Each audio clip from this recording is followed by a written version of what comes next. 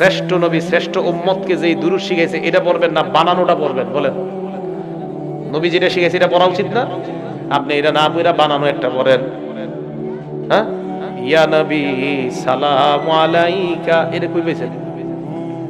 এটা কোথায় পাইছেন বলেন? এটা নবীজি কোন সাহাবারে শিখাইছে? আপনারা রাগ করে না, হয়তো অনেকে পড়েন, কিন্তু আপনারা যারা পড়েন বলেন কোন সাহাবারে নবী এটা শিখাইছে?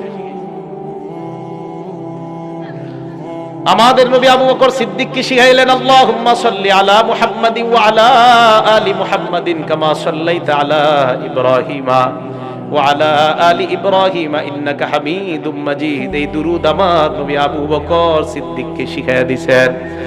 তাহলে যেই দুরূদ দুনিয়ার শ্রেষ্ঠ মানুষ শ্রেষ্ঠ উম্মতকে শিখাইলেন, এটার মধ্যে ফায়দা আছে না নাই? আর আমরা যেটা বানায় পড়ি এটার মধ্যে ফায়দা না ক্ষতি? এই কারণে আল্লাহ নবী বলেন, বেদাতি দেখতে যত চমৎকার হয় আর দেখতে যত সুন্দর হয়, বেদাত তো বেদাত, বেদাত শরীয়তের মধ্যে গ্রহণ করা হবে না, এটা পরিত্যাজ্য। বলেন নাউজুবিল্লাহ।